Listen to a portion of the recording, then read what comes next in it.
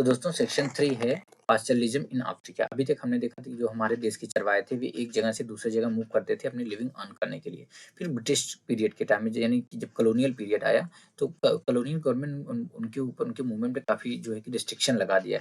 क्योंकि उनको अर्निंग चाहिए थे, उनको पैसे चाहिए थे। फिर उनके ऊपर टैक्सेस लगा दिए गए, उनकी जो ग्रेजिंग ग्राउंड छीन लिया गया, कल्टीवेशन एक्सपैंड हो रहा था। उसके बाद हमने देखा कि बहुत सारे फॉरेस्ट को क्या डिक्लेयर कर दिया जाता है, as a reserve forest declare कर दिया जाता है। उसके बाद इनके एक्सेस को वहाँ पे बैन कर दिया जाता है, इनकी एंट्री बंद हो जाती है। उसके बाद बहुत सारी कम्युनिटीज़ ऐसी थी जिनको कि क्रिमिनल टाइप जो है कि डिक्लेयर कर दिया जाता है कॉलोनियल गवर्नमेंट के द्वारा। चलो दोस्तों अब हम अफ्रीका की ओर चलते हैं।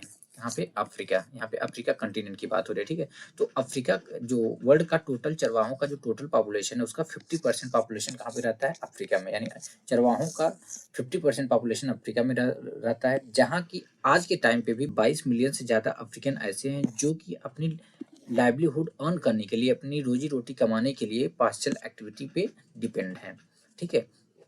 उनमें बहुत सारी कम्युनिटीज आती हैं, बहुत सारे समुदाय के लोग आते हैं, जिसमें कि बेदुइन्स, बर्बर्स, मसाई, सोमाली, बोरान और तुर्काना कम्युनिटी भी आती है। Most of them now live in the semi arid grass. इनमें से ज़्यादातर लोग आज के टाइम में दोस्तों सेमी एरिड ग्रासलैंड में रहते हैं या एरिड डिजर्ट में रहते हैं, जहाँ पे रेन फेड एग्रीकल्चर करना बहुत ही मुश्किल होता है। रेन फेड एग्रीकल्चर का मतलब है यानी ऐसी खेती जो कि रेन पे डिपेंडेंट हो, ठीक है। यानी जो बारिश के पानी पे डिपेंड हो, जिसको अच्छा खासा पानी चाहिए होता है, ठीक है। तो यहाँ पे रेन फेड एग्रीकल्चर करना बहुत ही मुश्किल है। तो वे क्या करते हैं, वे कैटल, कैमल, गोट, शीप और डंकी जो है कि पालते हैं, इसको रियर करते हैं और उसके बाद वे मिल्क, मीट, एनिमल स्किन और वूल बेचते हैं। इनमें से बहुत सारे लोग ऐसे भी हैं जो कि ट्रेड और ट्रांसपोर्ट के थ्रू भी अर्निंग करते हैं। और अदर्स लोग ऐसे हैं, बाकी लोग ऐसे हैं जो कि पास्चल एक्टिविटी के साथ साथ एग्रीकल्चर करते हैं। क्यों? कि still other do a variety of और job to supplement their meagre and uncertain earning from pastoralism. Meagre मतलब बहुत ही कम। तो दोस्तों जो पास्चलिज्म से, जो चरवाही से इनको जो पैसा आता है वो बहुत ही कम होता है। तो उसको एज ए सप्लीमेंट के लिए, बाकी अपना खर्चा चलाने के लिए क्या करते हैं, और जॉब करते हैं, कुछ छोटा मोटा काम करते हैं ताकि इनका खर्चा चल सके, ठीक है। Like the pastoralists in India, the lives of African pastoralists have changed dramatically over the colonial and post-colonial period। तो दोस्तों जैसे कि इंडिया में पास्टरलिस्ट जो थे, जो चरवाहों की लाइफ थी, कॉलोनियल पीरियड के टाइम में और पोस्ट कॉलोनियल पीरियड के टाइम में काफ़ी चेंज हो जाती है ड्रामेटिकली। उसी प्रकार अफ्रीकन चरवाहों की लाइफ भी ड्रामेटिकली चेंज हो जाती है। कब? कॉलोनियल और पोस्ट कॉलोनियल पीरियड के टाइम में। आखिर ये चेंजेस हुए क्या? What have these changes been? ये क्या चेंजेस हुए, चलो देखते हैं। है अफ्रीका। तो दोस्तों हम डिस्कस करिए जो चेंजेस हुए थे, इन चेंजेस के बारे में हम डिस्कस करेंगे कि एक कम्युनिटी को देखते हुए, मसाई कम्युनिटी के थ्रू हम इन चेंजेस को डिटेल में डिस्कस करेंगे। तो दोस्तों जो मसाई कैटल हर्डर हैं वे प्राइमरली यानी मुख्य रूप से कहाँ पे रहते हैं? ईस्ट अफ्रीका में रहते हैं। यानी कि वे लोग इधर रहते हैं ईस्ट अफ्रीका में। तो 3 लाख सदर्न केन्या में रहते हैं और 1.5 लाख कहाँ पे रहते हैं? तंजानिया में रहते हैं। ये है केन्या। तो सदर्न केन्या में रहते हैं, बाकी 1.5 लाख कहाँ पे रहते हैं? तंजानिया में रहते हैं। We will see how new laws and regulation took away their land. हम देखेंगे किस प्रकार जो नए नए लॉज और रेगुलेशन ने उनकी जमीन उनसे छीन ली और उनके मूवमेंट पे रिस्ट्रिक्शन लगा दिया। This affected their life in times of draft. तो ड्राफ्ट के टाइम में जब सूखा पड़ता है उनकी लाइफ पे काफ़ी अफेक्ट पड़ा। इससे इवन रीशेप दियर सोशल रिलेशनशिप, उनका जो सोशल रिलेशनशिप हुआ वो भी बिल्कुल चेंज हो गया। Where have the grazing lands gone? आखिर में जो ग्रेजिंग लैंड थी, जो जहाँ पे एनिमल को ये लोग चराते थे, वो गई कहाँ? तो दोस्तों जो मसाई समुदाय के लोग हैं वे एक बहुत बड़ी प्रॉब्लम फेस करते चले आ रहे हैं। वो क्या कि जो उनकी ग्रेजिंग लैंड, उनका जो ग्रेजिंग लैंड है जहाँ पे वे अपने एनिमल को चराते हैं, वह कम होता चला जा रहा है day by day. Colonial time के पहले यानी कि अंग्रेजों के शासन के पहले जो मसाई लैंड था वह एक वास्ट एरिया पे फैला हुआ था, नॉर्थ केन्या से लेकर जो नदर्न तंजानिया है उसके स्टेपीज तक। और लेट 19th सेंचुरी में क्या हुआ, जो यूरोपियन इंपेरियल पावर्स थी ना, जो यूरोपियन पावर्स थी, वे टेरिटोरियल पोजीशन के लिए, टेरिटोरियल पोजीशन ये द सेंस कि टेरिटरी पे कब्जा करने के लिए अफ्रीका में वो लड़ाई करना स्टार्ट कर दिया, यानी स्क्रैम्बल करना स्टार्ट कर दिया उन्होंने।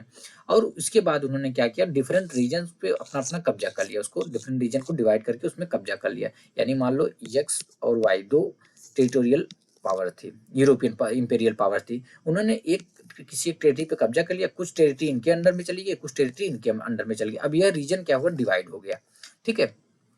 तो दोस्तों 1885 में क्या हुआ, जो मसाई लैंड था, इसी प्रकार से मसाई लैंड पे क्या हुआ कि मसाई लैंड को 2 पार्ट में डिवाइड कर दिया गया। मसाई लैंड को 2 पार्ट में डिवाइड कर दिया गया इंटरनेशनल बाउंड्री के थ्रू। एक पार्ट हो गया ब्रिटिश केन्या, दूसरा हो गया जर्मन तंगानिका। ठीक है। Subsequently the best grazing land were gradually taken over for wide settlement. और सब्सिक्वेंटली क्या हुआ दोस्तों, जो बेस्ट ग्रेजिंग लैंड था, सबसे बढ़िया जो ग्रेजिंग लैंड था, उसको टेक ओवर कर लिया गया, छीन लिया गया किनसे, चरवाहों से, वाइड सेटलमेंट के लिए, यानी अंग्रेजों के रहने के लिए। And the Maasai were push into a small area in south Kenya and north Tanzania. और जो मसाई लोग थे उनको कहाँ पे धकेल दिया गया, साउथ केन्या और नॉर्थ तंजानिया में रहने के लिए उनको मजबूर कर दिया, उनको भगा दिया गया वहां से।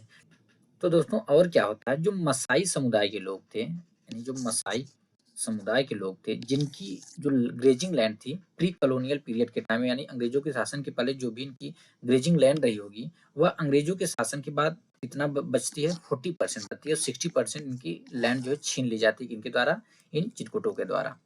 ठीक है। यानी 60%, यानी प्री कॉलोनियल पीरियड में जो भी इनके पास लैंड थी उसका 60% इनसे छीन लिया जाता है, और उनको एरिड जोन में कन्फाइन कर दिया जाता है, जहाँ पे रेनफॉल बहुत ही अनसर्टेन था, कभी बारिश होता ही नहीं था, और पास्चर जो था बहुत ही पुअर क्वालिटी का था। From the late 19th century क्या हुआ दोस्तों, जो ब्रिटिश कॉलोनियल गवर्नमेंट थी ईस्ट अफ्रीका में, उसने वहाँ के लोकल पीजेंट को इनकरेज किया, किस लिए, वहाँ की जो लोकल पीजेंट कम्युनिटी थी उनको इनकरेज किया कल्टीवेशन को एक्सपैंड करने के लिए। और जैसे ही दोस्तों कल्टीवेशन एक्सपैंड होता है, जो पास्चर लैंड थे वे किस में कन्वर्ट हो जाते हैं, कल्टीवेटेड फील्ड में, यानी कि खेत में कन्वर्ट हो जाते हैं। और प्री कॉलोनियल टाइम में क्या था दोस्तों, कि जो मसाई समुदाय के लोग थे, यानी मसाई जो चरवाहे थे, वे लोग डोमिनेट करते थे अपने एग्रीकल्चरल नेबर्स पे, बाई इकोनॉमिकली और पॉलिटिकली भी। यानी कि जो प्री कॉलोनियल टाइम में अंग्रेजों के शासन के पहले जो चरवाहे थे, मसाई चरवाहे थे, ये पैसे के मामले में भी पावरफुल थे और पॉलिटिकली भी पावरफुल थे, किनके किनके कंपेरिजन में, एग्रीकल्चरल नेबर के कंपेरिजन में। But by the end of colonial rule क्या हुआ, सिचुएशन बिल्कुल रिवर्स हो जाता है। Largest areas of grazing land were, जो ग्रेजिंग लैंड का ज्यादातर हिस्सा था उसको उसको रिजर्व डिक्लेयर कर दिया जाता है, जैसे मसाई मारा संबूरू नेशनल पार्क केन्या में, और सेरेंगेटी पार्क तंजानिया में। जो चरवाहे थे दोस्तों उनको अलाउ नहीं था इन रिजर्व में एंट्री करना। न ही इन रिजर्व में दोस्तों वे हंटिंग कर सकते थे, मीन्स न ही शिकार कर सकते थे, न ही अपने हर्ड को, अपने जो उनके एनिमल का जो हर्ड होता था, यानी जो एनिमल का झुंड होता था, न ही उनको ग्रेजिंग करा सकते थे, यानी चरा सकते थे। Very often the reserve were in areas that had traditionally been regular grazing ground for Maasai herd. और ज्यादातर जो ये रिजर्व थे दोस्तों, ये उन एरियाज में थे जहाँ पे पहले ट्रेडिशनली जो मसाई हर्ड थे, जो मसाई समुदाय के लोग थे, वे अपने जो इनके एनिमल होते थे उनको ग्रेजिंग कराते थे। सेरेंगेटी नेशनल पार्क एग्जाम्पल के लिए was created over 14,760 kilometre square kilometre of Maasai grazing land. अब जैसे सेरेंगेटी नेशनल पार्क है, वह 14,760 किलोमीटर स्क्वायर किलोमीटर के एरिया जो है कि मसाई ग्रेजिंग लैंड पे बनाया गया। ठीक है, आगे देखते हैं। तो दोस्तों फाइनेस्ट ग्रेजिंग लैंड के छिन जाने से और वाटर रिसोर्सेज के छिन जाने से ये मसाई लोग जो थे, जो कि जिनको एक छोटे से एरिया में कन्फाइन किया गया था, उस पर काफी प्रेशर बनता है। और देखो जब इनको इस एरिया में कन्फाइन किया गया था दोस्तों, अब ये लोग जो मूव कर सकते हैं इसी एरिया के अंदर मूव कर सकते थे। तो कॉन्टिन्यूस ग्रेजिंग, यानी जो इनका एनिमल होगा अब इसी के अंदर में मूव कर सकते हैं, सीधी सी बात है। तो ये अपने एनिमल को ग्रेजिंग भी इसी एरिया के अंदर में करा सकते हैं ना। तो कॉन्टिन्यूस ग्रेजिंग से क्या हुआ, इस छोटे से एरिया में कॉन्टिन्यूस ग्रेजिंग से क्या हुआ कि जो पास्चर की क्वालिटी थी वह डिटेरियोट होने लगती है, खत्म होने लगती है। Fodder was always in short supply, fodder की सप्लाई शॉर्ट थी। Feeding the cattle become persistent problem, persistent है परमानेंट प्रॉब्लम, जो कैटल को फीड कराना एक परमानेंट या परसिस्टेंट प्रॉब्लम हो जाता है। The border are closed, border close कर दिए गए। In the 19th century African pastoralist could move over vast area in search of pasture. तो दोस्तों 19th सेंचुरी में जो अफ्रीकन चरवाहे थे वे एक लार्ज एरिया में ओवर वास्ट एरिया मूव कर सकते थे, किस लिए, पास्चर की तलाश में। ठीक है, जब पास्चर एक जगह से खत्म हो जाता था, तो वे डिफरेंट एरिया में चले जाते थे अपने कैटल को ग्रेजिंग कराने के लिए। From the late 19th century से क्या हुआ, यानी 19th सेंचुरी के अंत से क्या हुआ कि जो colonial government begin imposing various restriction on their mobility. Colonial government थी, अंग्रेजों की जो सरकार थी, उसने क्या किया कि इनकी मोबिलिटी पे, इनके मूवमेंट पे रिस्ट्रिक्शन इम्पोज करना स्टार्ट कर दिया। लाइक द मसाई, यानी मसाइयों की तरह जो मसाई समुदाय के लोग थे, अदर जो पास्चरल ग्रुप थे दोस्तों, उनको भी स्पेशल रिजर्व के कन्फाइंड स्पेस में रहने के लिए मजबूर कर दिया गया। और जो स्पेशल रिजर्व थे, यानी जो पर्टिकुलर कुछ एरियाज को कन्फाइन करे, कुछ एरियाज को इनके लिए कुछ एरियाज बना दिए गए, किनके लिए, चरवाहों के लिए। अब इन एरियाज का, इन कन्फाइंड स्पेसेस का जो इनकी जो बाउंड्री होती थी ना, इनकी इनकी लिमिटेशन होती थी, ठीक है। Become the limit with in which they could now move, यानी कि अगर मान लो इनको एक रिजर्व दिया गया, कन्फाइंड स्पेस बना दिया गया, कोई भी एक चरवाहे का समुदाय है, इसी के अंदर रहेगा। तो ये जो बाउंड्री थी इस रिजर्व की, यह बाउंड्री की लिमिटेशन की बाउंड्री थी, यानी इसी के अंदर ही मूव कर सकते हैं, जहां तक मूव करना हो, इसके बाहर नहीं जा सकते थे, ठीक है। They were not allowed to move out with their stock without special permit, और बिना स्पेशल परमिट के वे इस कन्फाइंड एरिया के, इस लिमिट के बाहर मूव करना इनको और परमिशन नहीं था, इनको अलाउ नहीं था बिना स्पेशल परमिट के। और दोस्तों स्पेशल परमिट पाना बहुत ही डिफिकल्ट था, बिना ट्रबल और हरासमेंट के, ठीक है। और जिसको भी गिल्टी पाया जाता था कि वह रूल को डिसऑबे कर रहा है, रूल को फॉलो नहीं कर रहा है, रूल का पालन नहीं कर रहा है, उसको सेवरली पनिश किया जाता है, बहुत कठोर दंड दिया जाता था। Pastoralists were also not allowed to enter the market in white area. तो दोस्तों जो व्हाइट एरिया था, यानी कि जहाँ पे गोरे लोग रहते थे, उन वहाँ की मार्केट में चरवाहों को एंट्री अलाउ ही नहीं थी। और बहुत सारे रीजन से उनको ट्रेडिंग में भी, मतलब किसी भी टाइप की ट्रेडिंग में पार्टिसिपेट करने से प्रोहिबिट कर दिया गया था, रोक लगा दिया गया था, मतलब किसी भी प्रकार की ट्रेडिंग वे नहीं कर सकते थे। White settler and European colonist saw pastoralist as dangerous and savage. तो जो व्हाइट सेटलर थे और जो यूरोपियन कॉलोनिस्ट थे, वे पास्चलिस्ट को, यानी चरवाहों को एज ए डेंजरस और सेवेज मानते थे, यानी ऐसे लोग जिनसे कि कब जितना हो सके उतना कम कांटेक्ट रखा जाए, ठीक है। यानी कि ये जो जो यूरोपियन कॉलोनिस्ट थे, व्हाइट सेटलर थे, इनका मानना था कि ये जो चरवाहे हैं, इनसे जितना कम कांटेक्ट रखो उतना ही उचित होगा, ठीक है। बट दोस्तों यह पॉसिबल ही नहीं था, अगर ऐसा कभी पॉसिबल ही नहीं हुआ कि वे पूरी तरीके से लिंक जो है इनसे कट कर दे, यानी कि इनसे कांटेक्ट छोड़ दे। क्यों? क्योंकि जो व्हाइट कॉलोनिस्ट थे वे इन पे डिपेंड थे, किस पे, चरवाहों पे डिपेंड थे, ब्लैक लोगों पे डिपेंड थे, किसके लिए, black labour to bore mines and build roads and towns और रोड बनाने के लिए इनको लेबर की जरूरत थी, तो वे चरवाहों से कराते थे, यानी जो ब्लैक पीपल थे, ठीक है। और माइंस को जो माइंस को बोर करना होता था वो भी लेबर के लिए इन्हीं पे डिपेंड रहते थे, इसलिए जो कॉन्ट्रैक्ट था वो पूरी तरह से खत्म कभी नहीं हो पाया। जो जो नई टेरिटोरियल बाउंड्रीज बनाई गई, जो रिस्ट्रिक्शन इम्पोज किए गए इनके ऊपर, सडनली इससे क्या हुआ, जो चरवाहे थे इनकी लाइफ जो है चेंज हो जाती है। This adversely affected both their pastoral and trading activities. सीधी सी बात है, ये एडवर्स इफेक्ट पड़ता है किस पे, उनके पास्चरल पे और ट्रेडिंग एक्टिविटीज पे। दोस्तों पहले क्या था कि जो चरवाहे होते थे, वे जो उनका एनिमल का हर्ड होता था, यानी एनिमल का जो झुंड था, उनका लुक आफ्टर ही नहीं करते थे, बट वे कई प्रोडक्ट में ट्रेडिंग भी करते थे, कई प्रोडक्ट में वे व्यापार करते थे। बट जो कलोनियल रूल के टाइम पे जो रिस्ट्रिक्शन लगाया गया उनके व्यापार पे, वह पूरी तरीके से स्टॉप नहीं हुआ, यानी जो उनका ट्रेड था वो पूरी इंटायरली स्टॉप नहीं होता है, बट ट्रेडिंग एक्टिविटीज पे बहुत सारा रिस्ट्रिक्शन लगा दिया जाता है कलोनियल गवर्नमेंट के द्वारा। When pastures die, drought affect the life of pastoralist everywhere. तो देखो सूखे से, जो सूखा पड़ता था, जो ड्राफ्ट पड़ता था, उससे हर जगह के जो चरवाहे थे उनकी लाइफ पे जो है इफेक्ट पड़ता था। When rains fail and pasture are dry, जब रेन फेल हो जाता है, यानी बारिश नहीं होती थी, और जो पास्चर था सूख जाता है, उससे क्या होता है कि अगर एनिमल को, यानी जो कैटल होते हैं, उनको एक जगह से दूसरी जगह मूव ना किया जाए, यानी कि मान लो यहाँ पे सूखा पड़ा और यहाँ पे बारिश नहीं हुई, अगर उनको यहाँ से दूसरी जगह मूव ना कराया जाए जहाँ पे फॉरेज अवेलेबल हो, यानी जहाँ पे पास्चर हो, इससे क्या खतरा होता था कि यहाँ पे ये लोग स्टार्वेशन का शिकार हो सकते हैं, यानी भूखमरी हो सकती है, किसके लिए, कैटल्स के लिए। इसी वजह से ट्रेडिशनली क्या करते हैं, जो चरवाहे होते हैं वे नोमैडिक होते हैं, यानी वे एक जगह से, they move from place to place, वे एक जगह से दूसरी जगह मूव करते हैं, ठीक है। इस this nomadism allows them to survive bad times and avoid crisis. तो दोस्तों इस नोमैडिज्म की वजह से, यानी एक जगह से जो दूसरी जगह मूवमेंट की वजह से, ये बैड टाइम से सर्वाइव हो पाते हैं और क्राइसिस को अवॉइड कर पाते हैं, कौन, जो चरवाहे होते हैं। बट दोस्तों कॉलोनियल पीरियड के टाइम से क्या हुआ, the Maasai were bound down to a fixed area. जो मसाई लोग थे उनको एक फिक्स्ड एरिया में कन्फाइन कर दिया गया, एक रिजर्व के अंदर कन्फाइन कर दिया गया, and prohibited from moving in such a pasture. और उन पर रोक लगा दिया गया कि वे पास्चर की तलाश में मूव नहीं कर सकते। देवर they were cut off from the best grazing land and forced to lie within a semi-arid tract prone to frequent drought।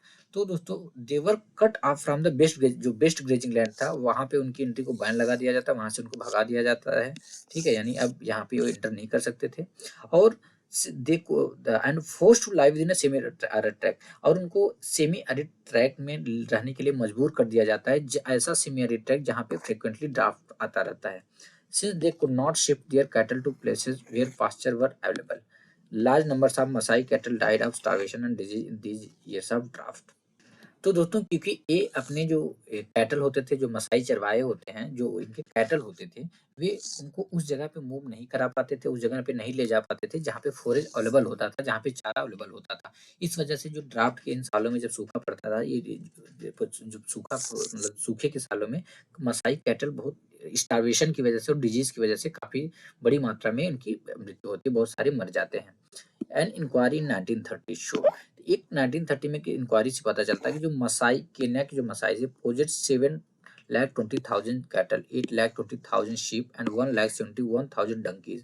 In just 2 years of severe drought, 1933-1934, over half the cattle in the Masai region died. अब देखो 1930 की एक inquiry से पता चलता है जो Kenya के लोग थे, केन्या के मसाई लोग थे, उनके पास 7,20,000 से 20,000 कैटल थे, 8,20,000 भेड़ थी, 1,71,000 डंकी थे। तो 2 साल जो सिवियर ड्राफ्ट पड़ा, जो सूखा पड़ा 1933 में और 1934 में, ये हाफ ऑफ द पॉपुलेशन साफ हो गया। Half the cattle in the Maasai reserve died. इन मसाई रिजर्व के हाफ जो कैटल थे वो खत्म हो जाते हैं, ठीक है, उनकी मृत्यु हो जाती है। At the area of grazing land shank, जैसा कि हमने देखा ग्रेजिंग लैंड का एरिया जो कम हो जाता है, the adverse effect of the draft increase in intensity, तो ड्राफ्ट की इंटेंसिटी जो है बढ़ जाती है, इसका इम्पैक्ट भी काफी बढ़ जाता है। The frequent bad years led to a steady decline of the animal stock of the pastoralist. तो दोस्तों फ्रीक्वेंट बैड ईयर्स आने की वजह से, बुरे बैड मतलब बैड ईयर्स आने की वजह से, सूखे यानी कि ड्राफ्ट आने की वजह से जो पास्चरलिस्ट थे, जो चरवाहे थे, इनके एनिमल का जो स्टॉक था वह कम होता चला जाता है। Not all were equally affected, सारे लोग इक्वली अफेक्टेड नहीं होते। In Maasai land and elsewhere in Africa, Maasai land में और अफ्रीका में हर जगह not all pastoralist were equally affected by the changes in the colonial period, सारे जो चरवाहे थे वे इक्वली अफेक्टेड नहीं होते हैं किसी वजह से, कॉलोनियल पीरियड में आए हुए चेंजेस की वजह से। In pre colonial time Maasai society were divided into 2 social category, तो दोस्तों प्री कॉलोनियल टाइम में जो मसाई सोसाइटी थी वह 2 सोशल कैटेगरी में डिवाइडेड थी, इल्डर्स एंड वॉरियर्स। एक इल्डर्स थे, दूसरे वॉरियर्स थे। The elders form the ruling group, elders जो है रूलिंग ग्रुप बनाते थे, यानी रूलिंग ग्रुप जो था वो इल्डर्स का था। And met in periodic council to decide on the affairs of the community and settle dispute. तो दोस्तों जो बड़े लोग होते थे, जो इल्डर्स यानी काफी बुजुर्ग लोग जो होते थे, वे क्या करते, वो रूल करते थे, वो रूलिंग यानी वो रूलिंग ग्रुप था। वे लोग क्या करते, पीरियड वाइज पीरियड काउंसिल में मिलते थे और अपनी कम्युनिटी के अफेयर्स पर डिसीजन लेते थे, और जो भी डिस्प्यूट होता था, जो भी लड़ाई झगड़ा होता था, उसको सेटल करते थे। The warriors consisted of younger people, जो वॉरियर्स में कौन आते थे, यंगर लोग आते थे। Mainly responsible for the protection of the tribe, इनकी जिम्मेदारी थी कि ट्राइब को प्रोटेक्ट करें। They defended the community and organise cattle raid, और वे कम्युनिटी को डिफेंड करते थे और कैटल रेड करते, ऑर्गेनाइज करते थे, यानी कि दूसरे ट्राइब के लोगों पे हमला कर देना, वहां के एनिमल को छीन के ले आना। Raiding was an important in a society where cattle was wealth. अब सीधी सी बात है ना, अब जहाँ पे सब कुछ क्या था, कैटल था, सब कुछ क्या था, कैटल था। अब पास्चरलिस्ट अगर एज ए चरवाहिक, अब आप एक चरवाहे के रूप में सोचो, आपका सबसे बड़ा वेल्थ क्या है, सबसे बड़ा वेल्थ आपका आपका कैटल होगा। तो जहाँ पे चरवाहे ही सब कुछ है, चरवाहे ही एक वेल्थ है, वहाँ पे रेडिंग बहुत ही इंपॉर्टेंट थी। जिस सोसाइटी में कैटल सबसे बड़ा वेल्थ रहता है, वहाँ पे रेडिंग सबसे बड़ा इंपॉर्टेंट है। It is through raids that the power of different pasture group was asserted, तो यह रेड के थ्रू ही डिफरेंट पास्चर ग्रुप का जो पावर था वह असर्ट किया जाता है, यानी कि जिस ग्रुप के लोग सबसे ज्यादा रेड करके एनिमल छीन के ले आएंगे वो सबसे ज्यादा पावरफुल माने जाएंगे। Young men came to be recognized as members of the warriors class when they proved their manliness by raiding the cattle of other pastoral group and participating in wars। manliness का मतलब मर्दानगी। तो young main जो होते हैं, जो नौजवान लोग होते हैं, उनको तभी वॉरियर का मेंबर रिकॉग्नाइज किया जाता था when they prove there manliness, जब वे अपनी मर्दानगी साबित करते थे, अपनी बहादुरी साबित करते थे। कैसे? By raiding the cattle of other pastoral group, दूसरे पास्चरल ग्रुप के, दूसरे चरवाही ग्रुप के समुदाय पे वे रेड करते थे और जानवर जब छीन के लाते थे और अपनी बहादुरी साबित करते थे, तभी उनको रिकॉग्नाइज किया जाता था as a member of warrior class, ठीक है, या वे पार्टिसिपेट करते थे वार में। They however were subject to the authority of the elders, और बट वे एल्डर्स के अथॉरिटी में काम करते थे, एल्डर्स के अंडर में काम करते थे। To administer the affairs of the Maasai, Maasai के अफेयर्स को एडमिनिस्टर करने के लिए ब्रिटिश ने क्या किया, एक सीरीज ऑफ मेजर इंट्रोड्यूस किया दैट हैड इंपॉर्टेंट इम्प्लीकेशन, जिसका काफी इंपॉर्टेंट इम्प्लीकेशन रहा। दे अपॉइंटेड चीफ्स ऑफ डिफरेंट सब ग्रुप्स ऑफ मसाई, मसाई के डिफरेंट सब ग्रुप के चीफ को उन्होंने अपॉइंट किया कि who were made responsible for the affairs of the tribe. यानी कि अब जो मसाई लोग थे दोस्तों, जो मसाई लोग थे उनका जो भी अफेयर होता था, उनका जो भी अफेयर रहता था, यानी कि जो भी इनका मामला रहता था उसकी देखभाल करने के लिए, उसको एडमिनिस्टर करने के लिए ब्रिटिश ने एक सीरीज ऑफ मेजर इंट्रोड्यूस किया, जिसका आने वाले टाइम में काफी इंपॉर्टेंट इम्प्लीकेशन रहा। उन्होंने क्या किया कि जो मसाई लोगों का सब ग्रुप था उनके चीफ को अपॉइंट किया, किस काम के लिए, इस उनके अपने ग्रुप के लोगों का जो भी अफेयर था, जो भी मामला था उसको एडमिनिस्टर करने के लिए, who were main responsible for the affairs of the tribe. यानी कि अगर मान लो कोई चीफ है, कोई एक कबीला है, इस कबीले का जो चीफ है उसको अंग्रेजों ने उसको जो है कि रिस्पॉन्सिबिलिटी दे दिया कि इस कबीले में, इस कबीले का जो भी मामला हो उसका देखभाल करना इसकी जिम्मेदारी है। ठीक है। The British impose various restriction on reading and warfare, तो जो ब्रिटिश थे, जो अंग्रेज थे, उन्होंने काफी कई टाइप के वेरियस रिस्ट्रिक्शन लगा दिए रीडिंग पे और वॉरफेयर पे। Consequently the traditional authority of both elders and warriors was adversely affected. But हुआ क्या दोस्तों, तो ट्रेडिशनली जो अथॉरिटी था बिल्डर्स और वॉरियर्स का, वो काफी एडवर्सली इफेक्ट होता है। The chiefs appointed by the colonial government often accumulated will over time, तो विल ओवर टाइम क्या होता है दोस्तों, इतने टाइम में जो चीफ थे, जो कि कॉलोनियल गवर्नमेंट के द्वारा अपॉइंट किए गए थे, उन्होंने काफी वेल्थ, काफी पैसा जो है इकट्ठा किया, एक्युमुलेट किया। They had a regular income with which they could bye animal, तो उनकी एक रेगुलर इनकम होती थी जिससे वे एनिमल बाय कर सकते थे, गुड्स बाय कर सकते थे और लैंड बाय कर सकते थे।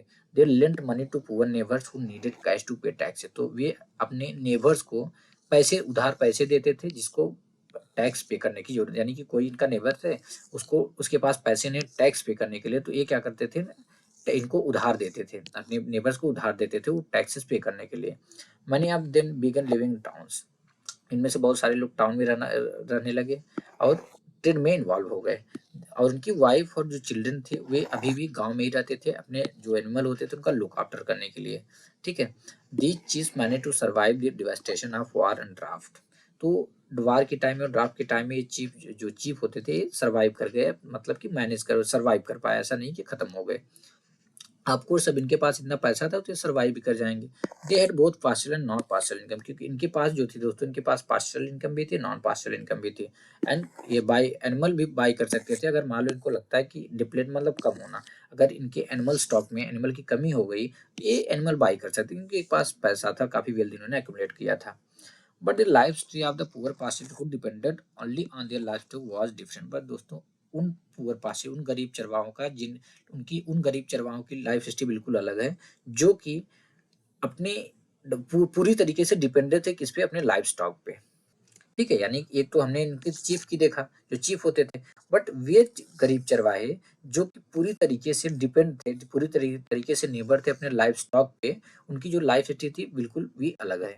Most often they did not have the resources to tide over bad times, tide मतलब दोस्तों सामना करना, तो मोस्ट ऑफन ज्यादातर क्या होता था कि इनके पास रिसोर्सेज नहीं होते थे कि बैड टाइम्स का ये सामना कर पाए। In times of war of famine, war of famine के टाइम में इनका सब कुछ खत्म हो जाता था। They had to go looking, इनको जॉब के लिए दोस्तों टाउन्स में जाना पड़ता था, कहाँ, शहरों में जाना पड़ता था जॉब के लिए। Some eked out a living as charcoal burners, कुछ एक डाउन मतलब बढ़ना, या एक डाउट का मतलब होता है कि जिस प्रकार से मतलब जैसे तैसे करके अपना जीवन चलाना। ठीक है, कुछ लोग चारकोल बर्नर बन गए, यानी कि चारकोल बर्नर बन के अपना जीवन जीते थे। अदर्स डिड और जब, और कुछ छोटा मोटा काम करके अपना जीवन जो है जी रहे थे। Lucky could get more regular work in road और बिल्डिंग कंस्ट्रक्शन, जो लकी होते थे उनको रेगुलर काम मिल जाता था, कहाँ पे, रोड या बिल्डिंग कंस्ट्रक्शन में। The social changes in Maasai society occurred at two level, तो जो मसाई सोसाइटी में जो सोशल चेंजेस हुए दो लेवल पे हुए। पहला, the traditional difference based on age between the elders and warriors were disturb, तो it did not break down entirely. पहला चेंजेस आया कि जो ट्रेडिशनल डिफरेंस था बेस्ड ऑन एज, एज के बेसिस पे जो ट्रेडिशनल डिफरेंस था किसके किसके बीच में, एल्डर्स और वॉरियर्स के बीच में, वो काफी डिस्टर्ब होता है। हालांकि वो इंटायरली खत्म नहीं होता, बट काफी उस पर इफेक्ट पड़ता है। दूसरा, अन्य एक नया डिस्ट्रिक्शन आ जाता है, the wealthy and poor pastoralist develop, यानी एक नया डिस्टिंक्शन आ जाता है, एक भेद आ जाता है, एक अंतर आ जाता है, इसमें डेवलप हो जाता है, किसमें, वेल्दी और पुअर चरवाहों में। कंक्लूजन में हम क्या देखते हैं दोस्तों कि जो मॉडर्न वर्ल्ड में आए चेंजेस की वजह से वर्ल्ड के अलग-अलग जो चरवाहों का समुदाय था उस पर किसी न किसी प्रकार से असर पड़ा है। ठीक है? उन पर डिफरेंट वेज़ में वे अफेक्टेड हुए हैं। New laws and new borders affect the pattern of their movement. तो नए लॉस या नए बॉर्डर से उनका जो पैटर्न था मूवमेंट का उस पर अफेक्ट पड़ता है। With increasing restriction on their mobility पे उनका उनके मूवमेंट पे लगातार रिस्ट्रिक्शन बढ़ने से pastoralist find it difficult to move in search of pasture. जो पास्चरलिस्ट जो चरवाहों का समुदाय है उनको काफ़ी डिफिकल्टी का सामना करना पड़ता है अच्छे पास्चर की तलाश में मूव करने के लिए। As pasture land disappear grazing become a problem. अब देखो जैसे कि पास्चर लैंड डिसअपियर हुआ जो ग्रेजिंग हुआ वह एक बड़ी प्रॉब्लम हो गई। While pasture that remain deteriorate through continuous overgrazing. और जो पास्चर बचा मैंने देखा वो कंटिन्यूअस ग्रेजिंग से डिटेरियोरेट हो गया। Times of draft become times of crisis. जो टाइम्स ऑफ ड्राफ्ट होता था जब सूखा पड़ता था उनके लिए वो टाइम्स ऑफ क्राइसिस हो जाता है। When cattle die in large, जिसमें कैटल जो है एक लार्ज नंबर में कैटल की डेथ होती है। फिर भी दोस्तों जो चरवाहे होते हैं ना वे टाइम के हिसाब से जो टाइम चेंज होता है उसके हिसाब से अपने आप को अडॉप्ट कर लेते हैं। वे अपने मूवमेंट का रास्ता बदल देते हैं, जो एनुअल मूवमेंट होता था उसका रास्ता बदल देते हैं और अपने cattle numbers reduce the cattle numbers, यानी अपने जो कैटल होते हैं उनका नंबर रिड्यूस कर देते हैं। Press for right to enter new areas, यानी नए एरियाज में एंट्री करने के लिए अपने अधिकारों के लिए वे दबाव बनाते हैं। exert political pressure on the government for relief, subsidy and other form of support and demand a right in the management of forest and water resources। और वो सरकार पे यानी कि गवर्नमेंट में दबाव प्रेशर पॉलिटिकल प्रेशर एग्जर्ट करते हैं किस लिए, रिलीफ के लिए, सब्सिडी के लिए और अदर फॉर्म ऑफ सपोर्ट के लिए। ठीक है। Pastoralist are not relics of the past. Relics यानी कि अवशेष या बचा हुआ। जो पास्चरलिस्ट है वे हिस्ट्री के रिलिक्स नहीं है। They are not people who have no place in the modern world. वे ऐसे लोग नहीं हैं जिनके लिए मॉडर्न वर्ल्ड में कोई जगह नहीं है। तो दोस्तों जो वर्ल्ड के इन्वायरमेंटलिस्ट हैं, इकोनॉमिस्ट हैं, वे रिकॉग्नाइज करने लगे हैं कि जो पास्चरल नोमैडिज्म है वह एक फॉर्म ऑफ लाइफ है जो कि परफेक्टली सूट करता है कहाँ पे, वर्ल्ड की बहुत सारी हिली और ड्राई रीजन में। यानी इनका कहने का मतलब है कि वर्ल्ड की जो हिली और ड्राई रीजन है वहाँ पे जो पास्चरल नोमैडिज्म है ना वहाँ के लिए सबसे बेस्ट है। तो जैसे यहाँ पे देख सकते हैं कि एक शेफर्ड है यानी गडेरिया जिसको बोलते हैं, अपनी भेड़ों के झुंड के साथ ये मूव कर रहा है। तो ये भी क्या करते हैं, ये सीजन वाइज क्या करते हैं, मूव करते रहते हैं। तो फाइनली दोस्तों हमने इस चैप्टर के साथ साथ क्लास 9th की हिस्ट्री की book India and the contemporary world part 1 complete कर लिया और अब स्टार्ट करेंगे हम अगली वीडियो से क्लास 10th की हिस्ट्री की book India and the contemporary world part 2।